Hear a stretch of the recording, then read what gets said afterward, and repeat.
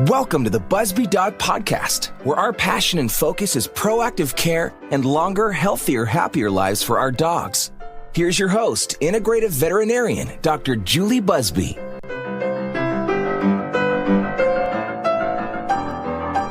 Welcome to the Buzby Dog Podcast. I'm your host, Dr. Julie Buzby, integrative veterinarian, mom to 6 boys, 2 girls, and 3 rescue mutts. In our debut podcast, we're going to talk about what it means to Buzby your dog and how this concept can help your dog live the longest, healthiest life possible. So I mentioned that I'm the mom of 6 boys, and my sons frequently come up with survival scenarios, and they run them by me at the most inopportune times. So here's an example. We're rushing out the door to church, and they ask me, "Mom, if your room were on fire and you were trapped, would you try to crawl through the ceiling vent, lay there and die, or do a triple whip and vault out the window?" These quizzes have happened so frequently that I've come to understand without any formal definition that the triple whip is the option all fighters choose. Thankfully, I've never seen them attempt to execute the move, but it's crystal clear that the triple whip is inherent in the hearts of those who don't give up. So what's really interesting to me is that these scenarios they come up with always contain the opposite choice: lie down and die. So my kids have figured out that the ways we can handle life's challenges fall on a spectrum, and their continuum runs between the 2 bookends of the triple whip and give up and die. And as a veterinarian, I've observed a similar spectrum in the way people participate in the care of their pets. And I'm not referring to the amount of money people are able or willing to spend on veterinary care. I really see it in the client's hunger to learn about their dog's body, their test results, their dog's diagnoses, in their quest to understand every treatment option in depth for making decisions, and their active participation in home health care and follow-up. And these clients are passionate about their dog's health, and I love being a part of their team. They've mastered the triple whip of dog care, if you will. So these triple whippers take more time and appointments because they ask a lot of questions. They often come in prepared with a list of concerns and a stack of meticulous records. And I love them for it. I am blessed to attract the triple whippers like a magnet. And I love partnering with them to fight like gladiators for the well-being of their dogs, who are their family members. So one of my good friends recently told me about his experience years ago. It was 20 years ago at a vet hospital with his dog who wasn't feeling well. So he took the dog in, and the dog was very suddenly and unexpectedly diagnosed with a terminal condition. So it really just took my friend by surprise. He was shocked, and the events were quickly unfolded. He had this hint of doubt about the explanation, and he felt compelled to pick up his dog and just get a second opinion before doing anything drastic. But instead, he opted to go with the veterinarian's recommendation and to euthanize his dog immediately. But he wasn't fully settled in his heart about that decision. And so he said to me, "It bothered me for a long time." And again, this was 20 years ago. He said, it still does bother me sometimes.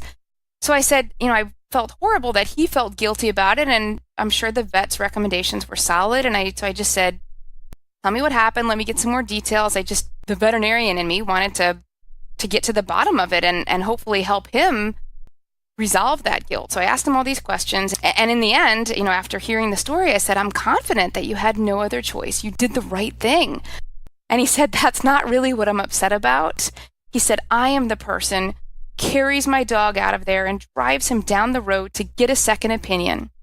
More than anything, I wasn't myself that day." And I understood finally what he was trying to say. This man is the master of the triple whip, and he'd fallen somewhere else on the spectrum that day. So please understand, I'm not suggesting you need to run your dog elsewhere for a second opinion every time you get bad news or something that you disagree with or have a concern about. Now, parenthetically, I am actually a big fan of second opinions, particularly from board-certified veterinary specialists when there's a situation on the table that's more gray than black and white. But what I am suggesting is that more proactively involved you are in your dog's care, the longer and better he or she will live. So I know I'm preaching to the choir, but here are my 5 takeaways from this story. So number 1, lie down and die is never the right option.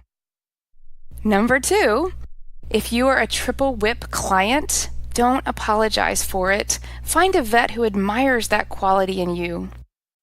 Number 3, ask questions until you are satisfied. I think your goal should be to ask better and better questions and to seek the best source of information that you have access to. But that hunger for truth and for knowledge and for just understanding is a gift. Number 4, always do the very best that you can, but later remember that you did the very best you could. Life is unpredictable. Life can't be scripted. We're not expecting that we're always going to be hitting the bullseye in every decision and every outcome. But when we look at the line on the graph of life, our goal is certainly to see an upward trend. And finally, the triple whip is not just for house fires and veterinary visits. I think it's a pretty handy paradigm for life. And this ultimately is the focus of the Buzby Dog podcast. In my family, we use Buzby as a verb. To Buzby something is synonymous with giving it your best, seeing a task through in spite of personal sacrifice, and never, ever giving up. So my patients routinely live to be 15, 16, 17 plus years of age. I had a dog a few years ago who was 21, and I really don't think that that's by accident. Now, granted, I understand that you have no control over genetics and, past events and accidents, and I get all that. But still, after 20 years of being in practice, I think there's something shared in common by my clients, and it's that they Buzby their dogs. They are their dogs' advocates, their dogs' champions. They are never complacent, sitting on the sidelines when they recognize that there's a need that they could impact in some way by being proactive. So my passion is to share this Buzby mentality when it comes to being a pet parent, to encourage you to be proactive in your role as a vital member of your dog's healthcare team, working in partnership, certainly with your veterinarian. But your dog sees the veterinarian cumulatively, maybe a few hours a year.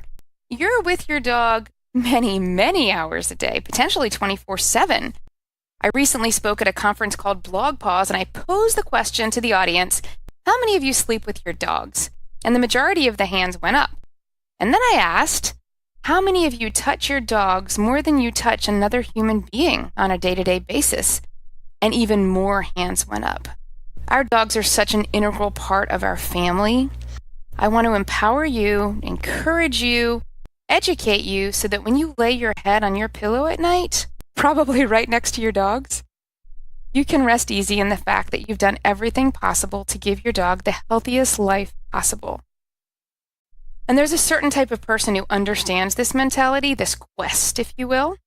And we're building a community celebrating people who Buzby their dog or want to know more about this. And if this is you, if this resonates with you, I welcome you to our community. I believe in the power of knowledge, but ultimately, I believe in you. You can do this. We can help. And this podcast is dedicated to my dad, the original Dr. Buzby, who taught me through a life of integrity and hard work. Buzby as a verb. Subscribe to our channel to get every new episode of the Buzby Dog podcast video stream. And find us anytime at ToeGrips.com.